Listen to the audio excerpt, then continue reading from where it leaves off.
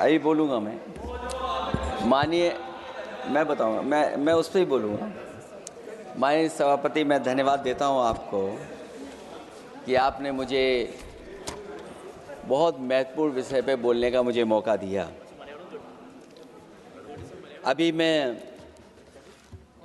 तमिलनाडु की डीएमके की माननीय सदस्य कानिमोझी जी को मैं सुन रहा था और उन्होंने मैं उनको धन्यवाद देता हूं कि कई महत्वपूर्ण बातें उन्होंने रखी और अभी भी उनको अपनी अच्छी बातों के लिए बधाई मिल रही है। हमें खुशी है इस बात की कि विपक्ष में जो लोग हैं उनको बधाई मिल रही है, लेकिन सत्ता पक्ष के लोग जब बोल के जा रहे हैं तो उनके सदस्य भी उन्हें बधाई नहीं दे रहा कोई। अध्यक्ष महोदय, मैं धन्यवाद देता हूं आपका भी, और क्योंकि मैं उनकी बात सुन रहा था, उनकी बात सुनने से मुझे कुछ याद आया। मैं ये कहना चाहता हूं 2 लाइनों में कि मैं दुनिया को मनाने में लगा हूं। अध्यक्ष महोदय, मैं भारतीय जनता पार्टी के लिए बता रहा हूं ये लाइनें कि मैं दुनिया को मनाने में लगा हूं, मेरा घर मुझसे रूठा जा रहा है। मैं दुनिया को बनाने में लगा हूं, मेरा घर मुझसे रूठा जा रहा है। अध्यक्ष महोदय, बात शुरू करने से पहले मैं सबसे पहले भारत की सेना, उसका आभार, उसका धन्यवाद देना चाहता हूं। दुनिया में साहसी फौजों में गिनती अगर होती है तो हमारी भारत की सेना सबसे आगे दिखाई देगी। उनके पराक्रम पर, उनकी वीरता पर, उनके अदम्य शौर्य पर हमें सबको गर्व है। कोई ऐसा भारतीय नहीं होगा जिसको गर्व ना हो। हमें अपनी फौज पर गर्व है और हमें इस बात के लिए भी गर्व है कि जब सेना ने अपना ऑपरेशन शुरू किया तो पाकिस्तान के जितने भी टेररिस्ट कैंप थे उन पर अटैक किया गया। न केवल पाकिस्तानी कैंपों को नष्ट किया गया, बल्कि पाकिस्तानी जो एयर बेस हैं उन तक पहुंच गए, उनको भी नष्ट किया, ध्वस्त किया। और जब हमारी फौज पाकिस्तान को हमेशा हमेशा के लिए एक पाठ पढ़ा सकती थी, एक ऐसा संदेश जाता कि भविष्य में पाकिस्तान कभी ये हिम्मत नहीं जुटा पाता, और ऐसा भी लगा हम लोगों को, क्योंकि अध्यक्ष महोदय, जब हम बड़े बड़े राष्ट्रीय चैनलों को देखते हैं तो उन चैनलों से ये लग रहा था कि कराची हमारा हो गया है, लाहौर हमारा हो गया है। किसी चैनल ने किसी को ये भी बताया कि हमने उनको पकड़ भी लिया है। जो कमेंट्री, जो विजुअल्स थे, वो ऐसा लग रहा था कि अध्यक्ष महोदय अब पीओके हमारा हो जाएगा। हालांकि सरकार के इंजनों को मैं टकराता हुआ देखता हूं। हो सकता है ये मेरा भ्रम हो, लेकिन पीओके के मामले में सभी इंजन हमें एक दिखाई देते हैं, और जहां पीओके पे पहुंचने तक की बात थी, कुछ लोग तो पीओके पर ये कह रहे थे कि हमारा कब्जा हो जाएगा, 6 महीने का केवल हमें मौका मिल जाए। ये अफसर सरकार आखिरकार पीछे कैसे हट गई, और क्या कारण था कि सरकार को सीज फायर का ऐलान करना पड़ा? अध्यक्ष महोदय, हमें उम्मीद थी कि सरकार सीज फायर करेगी, सरकार ऐलान करेगी, लेकिन इनकी मित्रता बहुत है। बहुत गहरी मित्रता है और उसका परिणाम ये है कि इन्होंने अपने मित्र से ही कहा कि आप ही सीज फायर अनाउंस कर दीजिए, हमारी कोई ज़रूरत नहीं है, हम सीज फायर आपसे ही स्वीकार कर लेंगे। आखिरकार किस दबाव में ये सरकार स्वीकार कर रही है? वैसे तो अध्यक्ष महोदय, आज जिस विषय पर बोलने के लिए मैं खड़ा हुआ हूं, दरअसल वो विषय होना ही नहीं चाहिए था। ये दुर्भाग्यपूर्ण है कि आजादी के इतने साल बाद भी ऐसे मुद्दे बने हुए हैं। ये बात अध्यक्ष महोदय पक्ष विपक्ष की नहीं है, देश की सुरक्षा की है, जनता के जीवन और रक्षा की है। हम सब मिलकर के कोई ऐसी नीति रणनीति बनाते क्यों नहीं है जिससे सीमाएं हमेशा हमेशा शांत रहें। लेकिन पहलगांव की घटना ने साबित कर दिया है कि लापरवाही देशवासियों की जान ले सकती है। और अभी जब मैं सुन रहा था और बहुत ही उत्तेजित भाषा में जब जवाब मिल रहा था, उत्तेजित भाषा इसीलिए बोल रहे हैं कि जनता सम्मोहित हो जाए, जनता स्वीकार करने लगे। लेकिन सच्चाई ये नहीं है। आप कितना भी उत्तेजित बोलें, देश की जनता समझ रही है। ये सही है कि जनता के इमोशंस का लाभ आप उठा रहे हैं शासन करने के लिए। जनता का इमोशन का लाभ उठाती है सरकार। मुझे याद है कि जिस दिन पहलगाम हमला हुआ, उस दिन वहां का हर पर्यटक पूछ रहा था, जो पर्यटक पूछ रहे थे कि खतरों के बीच मेरी रक्षा करने वाला कोई वहां क्यों नहीं था।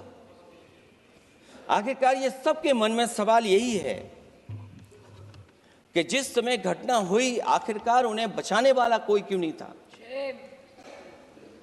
और जो सरकार ये दावा करती है, 370 के बाद ये कहा सरकार ने कि भविष्य में कोई आतंकवादी घटना नहीं होगी, वहां टूरिज्म बढ़ेगा। जितने लोग वहां गए वो सरकार के भरोसे पे गए थे, वो सरकार के आश्वासन पे गए थे। और आखिरकार सिक्योरिटी लैब्स की जिम्मेदारी कौन लेगा?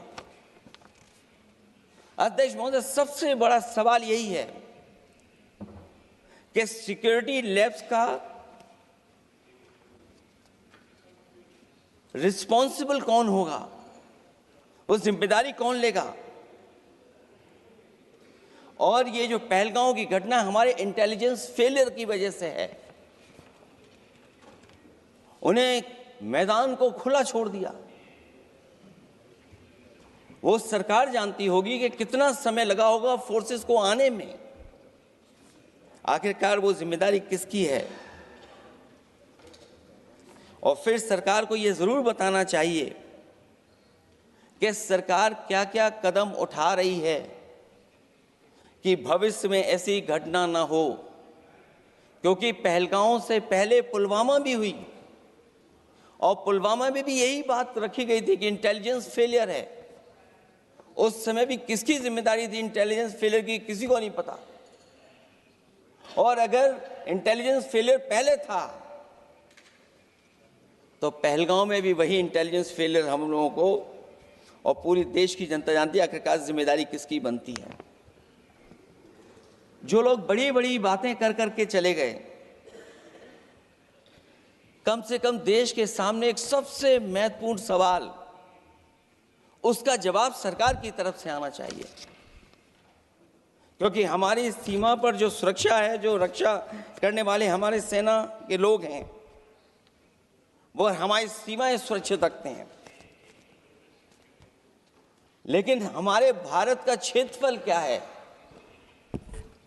और सरकार को कम से कम ये जानकारी देनी चाहिए सदन को, देश की जनता को, कि जिस समय सरकार में ये भारतीय जनता पार्टी आई है और आज जब हम सदन में चर्चा कर रहे हैं तो हमारे भारत का क्षेत्रफल क्या है।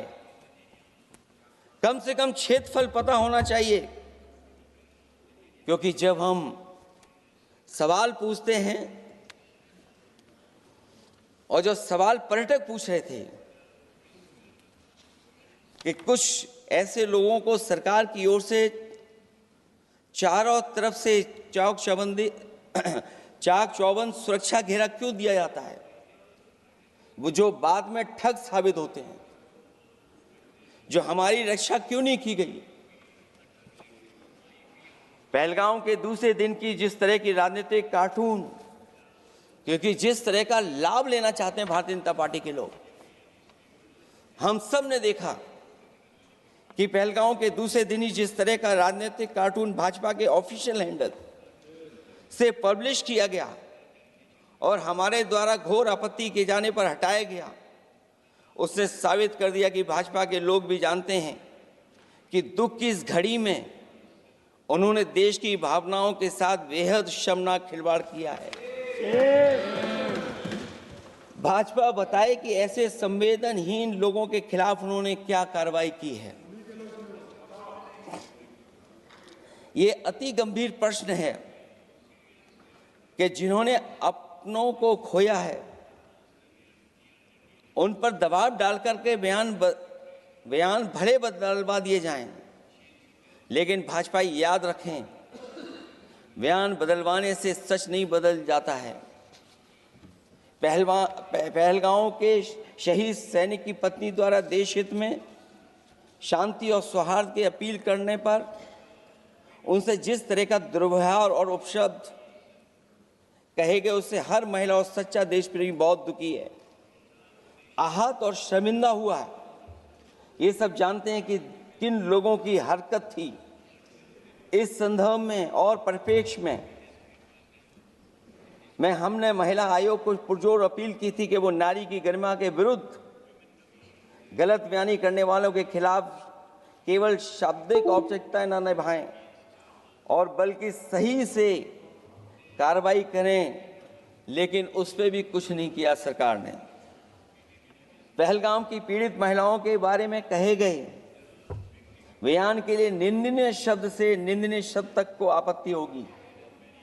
नारी वंदन की जगह नारी का अपमान, निंदा और हर संभव शोषण उत्पीड़न करना ही भाजपा का असली चेहरा है, जो बेहद शर्मनाक है। पहलगाम में हुए आतंकवादी हमले के जवाब में एलजी साहब ने कहा कि वो इंटेलिजेंस फेलियर है, लेकिन यह नहीं बताया कि फेलियर क्यों हुआ है। अध्यक्ष महोदय, मैं उम्मीद करता हूं कि सरकार का ये जवाब जरूर आए कि फेलियर क्यों हुआ है। ऑपरेशन सिंदूर के नाम पर जो प्रचार किया गया वो भी निंदनीय है। सच तो यह है कि ऑपरेशन सिंदूर का होना ही सरकार की विफलता का प्रतीक है। इससे बड़ी विफलता सरकार की कोई नहीं हो सकती कि अध्यक्ष महोदय, हम और आप सब मिलकर के बैठ करके सिंदूर ऑपरेशन पर बहस करें, चर्चा करें। ऑपरेशन सिंदूर के दौरान विदेशी लोगों ने दावा किया कि उन्होंने उसे रुकवाया है। ये बात कई बार माननीय सदस्यों की तरफ से आई है कि आखिरकार किसने रुकवाया। हमसे हमारी संप्रभुता खंडित हुई है। संप्रभुता ही स्वतंत्रता की सुनिश्चित करती है। इधर आज़ादी के अमृतकाल का ढिंढोरा पीटा जा रहा है, उधर हमारी इंटीग्रिटी को चुनौती दी जा रही है। देश की विदेश नीति पूरी तरह फेल है। ऑपरेशन सिंदूर और पहलगाम की घटना पर दुनिया के किसी भी देश ने हमारा साथ नहीं दिया। ये हमारी विदेश नीति का संकट काल है। हमारे पड़ोसी देश या तो अतिक्रमण कर रहे हैं या हमारे साथ नहीं खड़े हैं। और अध्यक्ष महोदय, जो हमारे मंत्री जी हैं, जिनका क्षेत्र बिल्कुल सीमा पर है, उनसे बेहतर कोई नहीं जानता होगा कि आखिरकार पड़ोसी देश कितना हमारी सीमाओं पर अतिक्रमण कर रहा है। गंभीर नहीं है। समाजवादियों ने हमेशा देश की सरकारों को चिताया है कि असली चुनौती और प्रतिद्वंद्विता किस देश से है, कौन पूर्वोत्तर की सीमाओं में इंक्रोचमेंट कर रहा है। सरकार को ऐसे मामलों में साहस और समझदारी से काम लेना होगा, सीमाओं से समझौता नहीं करना चाहिए। आज सरहदों के साथ देश के कारोबार को भी चुनौती मिल रही है।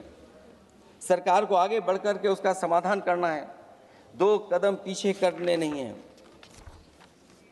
अध्यक्ष महोदय, जो हम लोगों को सुनने में मिलता है, ये सरकार जवाब दे कि आखिरकार जो पाकिस्तान है उसके पीछे कौन सा देश खड़ा है। आखिरकार हमें चीन से उतना ही खतरा है जितना हमारे देश में आतंकवाद से खतरा है। सरकार की जो नीतियां हैं, सरकार के जो फैसले हैं, वो कहीं न कहीं ऐसे हैं जो हमारा सीमाओं का अतिक्रमण कर रहा है, उसी की व्यापारिक गतिविधियों में मदद करने का काम करते हैं। सरकार को अपनी आर्थिक नीतियों के लिए गंभीरता से पुनर्विचार करना होगा। हमारा व्यापार कारोबार मजबूत होगा तो कोई हमें चुनौती नहीं दे पाएगा। बात केवल $1 ट्रिलियन की नहीं, बल्कि देश की सुरक्षा और आत्मनिर्भरता की होनी चाहिए। एक तरफ स्वदेशी की नीति को इस प्रकार सरकार ने ताक पर फ्री ट्रेड की बात की है, तो दूसरी तरफ मैन्युफैक्चरिंग की जगह देश को ट्रेडर कंट्री बनाकर छोड़ दिया है। यही देश के बेरोजगारी की वजह भी है। ट्रेडर्स की मुनाफाखोरी और चंदा वसूली की वजह से महंगाई बढ़ रही है। आर्थिक मामलों में ये सरकार पूरी तरह फेल हो चुकी है। भ्रष्टाचार के कारण हर जगह सड़कें और पुल ध्वस्त हो रहे हैं, टंकियां गिर रही हैं और करप्शन जगह जगह लीक होकर के टपक रहा है। मैं ये ज़रूर कहना चाहूँगा इस समय पर कि कुल मिलाकर सरकार को अपनी राजनीतिक, आर्थिक और सामाजिक नीतियों के लिए एफआईआर जरूर करना चाहिए। सरकार को अपनी राजनीतिक, आर्थिक और सामाजिक नीतियों के लिए एफआईआर लाने की ज़रूरत है। वो हर बार ये कहकर नहीं बच सकती कि चूक हुई है, क्योंकि हर बार सरकार ये कोशिश करती है कि इन घटनाओं से बच जाएं हम, केवल चूक कहकर करके। केवल हमारी सीमाएं जो पाकिस्तान से जुड़ी हैं, वहाँ तो आतंकवाद का हमेशा खतरा ही रहता है, लेकिन जो दूसरी सीमाएं हमारे देश की जुड़ी हुई हैं, उनसे भी हमारे देश को लगातार खतरा बढ़ता चला रहा है। आज अपनी सीमा की स्थिति गलवान से पहले की स्थिति तक भी नहीं लौटी है। जो पहले स्थिति थी वहाँ ये सरकार नहीं पहुँच पाई है। वास्तविक में नियंत्रण रेखा के कई क्षेत्रों में महत्वपूर्ण बफर जोन जब भारतीय गश्ती के लिए उपलब्ध नहीं है, तो पूर्वी लद्दाख में अतिरिक्त भारतीय तैनाती जारी है, जिससे सेना को सैनिकों की भारी कमी का सामना करना पड़ रहा है। हमें उम्मीद है कि जब इतने महत्वपूर्ण समय पर बहस हो रही है, तो सरकार अपनी अग्निवीर वाली योजना को वापस लेने का काम करेगी, जिससे कम से कम सेना की कमी, हमें सेना को पूरी की पूरी सेना मिल सके। जनवरी में अपनी वार्षिक प्रेस वार्ता में जब सेना प्रमुख से ये पूछा गया, तो उन्होंने जवाब डालते हुए कहा कि गश्ती से जुड़े फैसले अब स्थानीय कमांडरों पर छोड़ दिए गए हैं। जैसे भारत की सीमाओं की पवित्रता अब राजनीतिक नेतृत्व का नहीं, बल्कि स्थानीय सेवा अधिकारियों का मामला रह गया है। इस पे भी सरकार को बहुत गंभीरता से सोचना पड़ेगा कि जहां लगातार हमारी सीमाओं का एनक्रोचमेंट हो रहा है। चीन ने भारतीय वाहन निर्माताओं के लिए आवश्यक दुर्लभ खनिजों की आपूर्ति रोक दी है। सुना है कि बुलेट ट्रेन प्रोजेक्ट के लिए सुरंग खोदने वाली मशीनें, डीएपी जैसे उर्वरक और यहाँ तक कि कई बड़ी कंपनियों की रणनीति के तहत उनकी सप्लाई रोकने का काम किया है। जहां हम एक तरफ आत्मनिर्भर का नारा दे रहे हैं, वहीं हम किस पर निर्भर होते चले जा रहे हैं, ये भी विचार करने का सवाल है। सुनने में आ रहा है कि कुछ महीनों के बाद सरकार बीजिंग में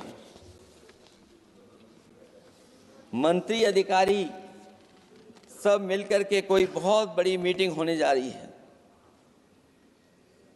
कहीं ऐसा तो नहीं है जो कूटनीतिक भागदौड़ चल रही है? कहीं कोई हमारी कमजोरी तो नहीं उजागर कर रही है? इसलिए जहां हमें पाकिस्तान से खतरा है, उसकी सीमाओं से हमारा आतंकवाद आ रहा है, वहीं जो उसके पीछे खड़ा हुआ देश चीन, उससे भी हमें सावधान रहना पड़ेगा। और अध्यक्ष महोदय, हम सब समाजवादियों ने कई मौकों पर ये बात रखी और कही कि हमारा खतरा पाकिस्तान से नहीं है, हमारा खतरा है चीन से। न केवल वो हमारी जमीन छीन रहा है समय समय पर, बल्कि हमारे बाजार को भी छीनने का काम कर रहा है। इस सरकार को कहीं न कहीं आतंकवाद को और पाकिस्तान को लगाम लगाने के लिए 10 या 15 साल का ऐसा फैसला लेना चाहिए जिससे कि वहां से हमारा कारोबार कम होता चला जाए। और अगर हमारा देश महोदय कारोबार कम नहीं होगा तो हम अपने देश को आत्मनिर्भर भी नहीं बना पाएंगे। ये जो आत्मनिर्भर का नारा है, कहीं ऐसा तो नहीं है नारा कुछ व्यापारियों को लाभ पहुंचाने के लिए हो रहा हो? क्या व्यापार और राजनीति का संबंध ऐसा हो सकता है कि दोनों एक दूसरे का लाभ उठाएं? और याद रखें कि अगर हमें पाकिस्तान से खतरा है तो चीन राक्षस है, वो हमारी जमीन और हमारी बाजार दोनों छीन लेगा। मैं अंत में अपनी बात खत्म करने से पहले मैं कुछ सुझाव देना चाहता हूं। और मुझे याद है जब पिछली बार चीन से सवाल खड़ा हुआ था, ये सरकार पता नहीं कैसा फैसला लेती है। और मैं अभी विदेश मंत्री जी को जब सुन रहा था तो विदेश मंत्री जी ये कह रहे थे कि जो इंफ्रास्ट्रक्चर बन रहा है वो हमारा बहुत अच्छा इंफ्रास्ट्रक्चर बन रहा है। हम पुल अच्छे बना रहे हैं, हम सड़कें अच्छी बना रहे हैं, हम ब्रिजेस अच्छे बना रहे हैं। क्या ये सच्चाई है कि जिस तरह का चीन अपने सीमा पर इंफ्रास्ट्रक्चर बना रहा है, क्या उससे बेहतर इंफ्रास्ट्रक्चर हमारा बन रहा है? इसका जवाब जरूर सरकार दे। वहीं जहां हमारे डिफेंस को स्ट्रेंथन जितना हम करेंगे उतनी हमारी नेशनल सिक्योरिटी स्ट्रेंथन होगी। ये जो बजट लगातार कम होता चला जा रहा है, इस बजट को बढ़ाना चाहिए और कम से कम जीडीपी का 3% बजट डिफेंस का होना चाहिए। और जो बजट डिफेंस का हो वो नॉन लैप्सेबल हो, मॉडर्नाइजेशन के लिए फंड हो जिससे कि लैप्स ना करे और हमारी रिसर्च एंड डेवलपमेंट लगातार चलता रहे। जो हमें कई बार आश्वासन मिलता है कि टेक्नोलॉजी ट्रांसफ़र भी हो जाएगा, आखिरकार टेक्नोलॉजी ट्रांसफ़र के लिए हमें वर्षों क्यों इंतज़ार करना पड़ता है? आखिरकार इसका जिम्मेदारी कौन लेगा? जो डिफेंस प्रोक्योरमेंट है हमारा, वो डिफेंस प्रोक्योरमेंट आखिरकार क्यों नहीं होता है? जहां सरकार समय समय पर डिफेंस एक्सपो के नाम पर न केवल भारत बल्कि दुनिया से ये कहती है कि हमारे यहाँ इन्वेस्टमेंट करें। आखिरकार डिफेंस एक्सपो के इन्वेस्टमेंट के कार्यक्रम के बाद कितना डिफेंस सेक्टर में इन्वेस्टमेंट आया है? और साथ ही साथ जब आत्मनिर्भर की बात हो तो हमारे देश की अपनी रक्षा करने के लिए हमारे अपने लोग क्यों नहीं तैयार हो रहे हैं? यह सरकार इतना क्यों नहीं जोखिम उठा रही कि हम खुद तैयार हों उन चीज़ों को बनाने के लिए। इसलिए मैं एक बार फिर ये कहता हूं कि जहां पर सेना ने बहुत बहादुरी के साथ, अपने पराक्रम के साथ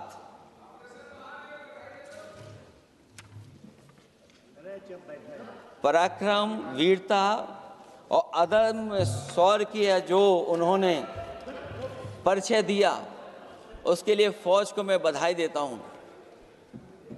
लेकिन अभी जब मैं सुन रहा था, ये जो अभी आतंकवादी मारे गए हैं, आतंकवादी मारे जाते हैं, हम सब पक्ष में हैं, लेकिन हर जगह राजनीतिक लाभ आखिरकार कौन उठा रहा है?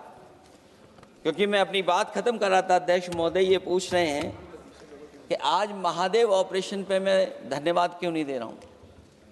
अध्यक्ष महोदय, जिस समय समर्थन की बात आई, पूरे देश के जितने भी राजनीतिक दल हैं वो आपके साथ थे। आखिरकार इनकाउंटर कल ही क्यों हुआ?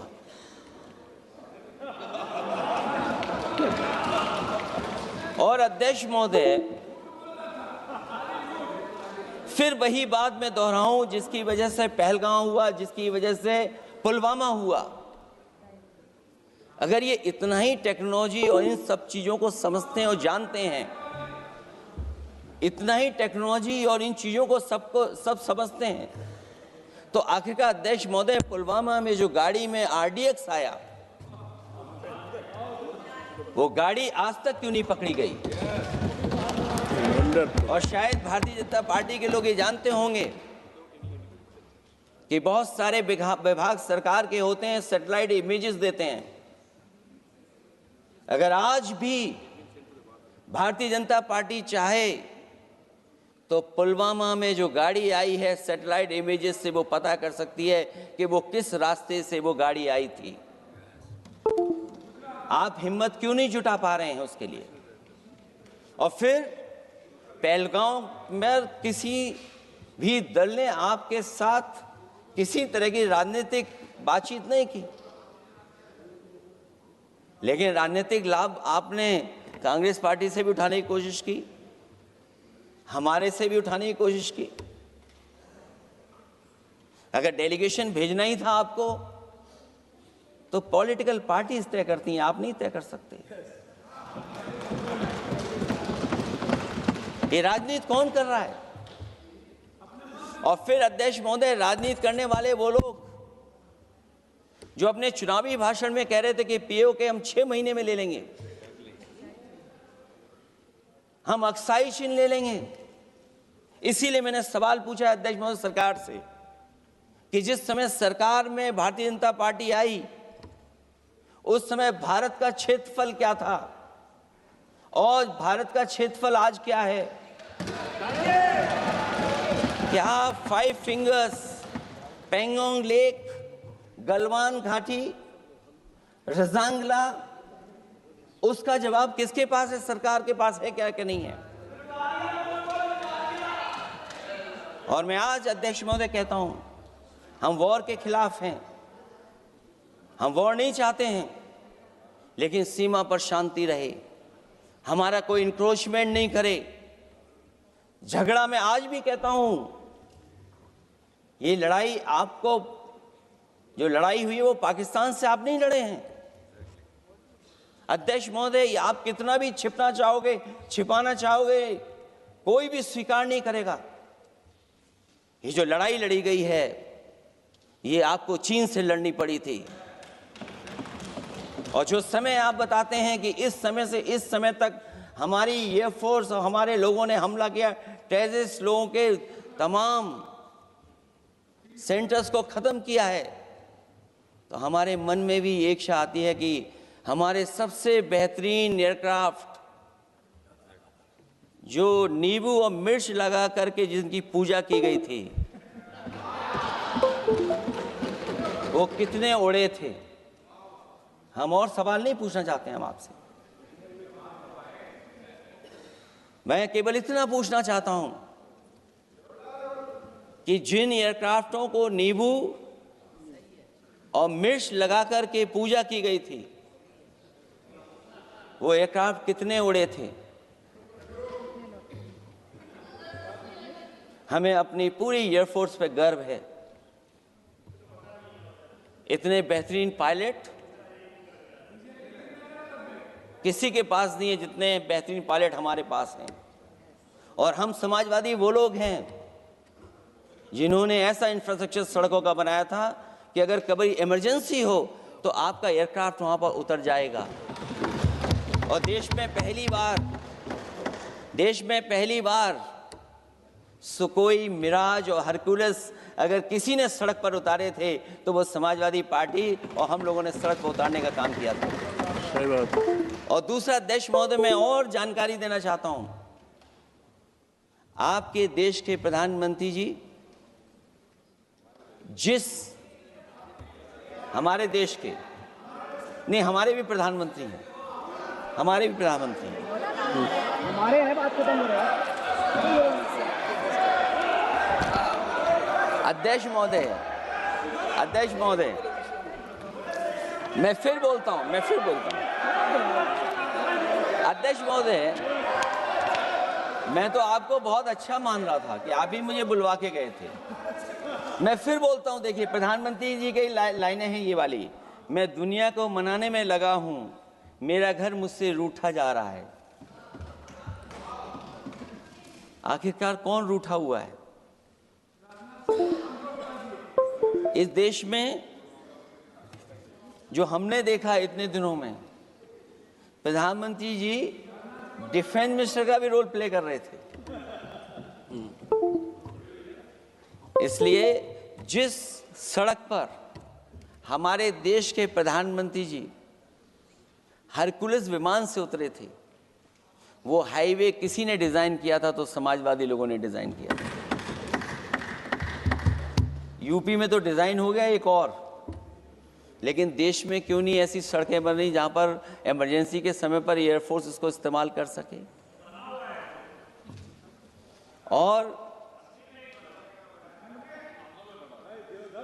और बनाइए, मैं तो कहूंगा कि और बनाइए, मैं तो कह रहा हूं। और जिस तरीके से हमारी सेना ने जो मुकाबला किया है, सीज फायर के बाद भी ड्रोन आ रहे थे, ये भी सरकार को स्वीकार करना पड़ेगा। आखिरकार सवाल ये है हमारा कि सीज फायर किसके दबाव में किया है, और सीज फायर क्यों किया जब हमारी फौज पीओके को भी ले लेती और पाकिस्तान के भी।